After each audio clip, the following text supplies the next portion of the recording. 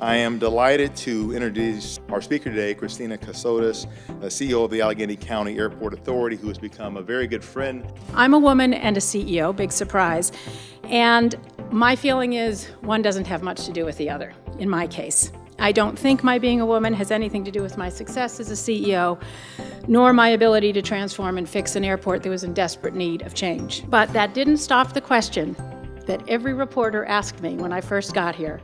What's it like to be a woman CEO? So here's what got everybody to stay quiet. I said, I don't know, I've never been a male CEO.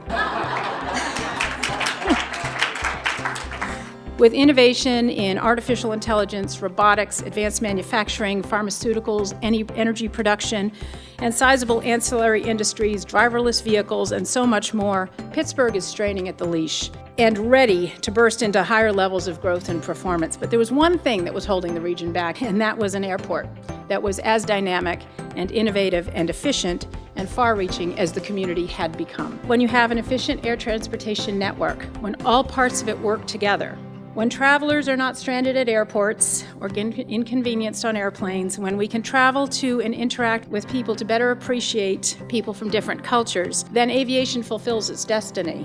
So believe me when I tell you that each one of you, wherever you are in your career, you are cleared for takeoff. There are times, no question, that women will face more obstacles along the path. And some men and other women even will throw all sorts of crap at you. But there are even more men and even more women who will reach out a hand to help.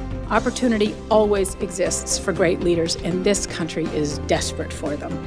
So being a woman shouldn't stop you in the least. Well, I can say on behalf of everybody in the RMU community, the township community, Pittsburgh, Western PA, we're happy you're doing it here, Christina. Thank you very much for your time. Thank you.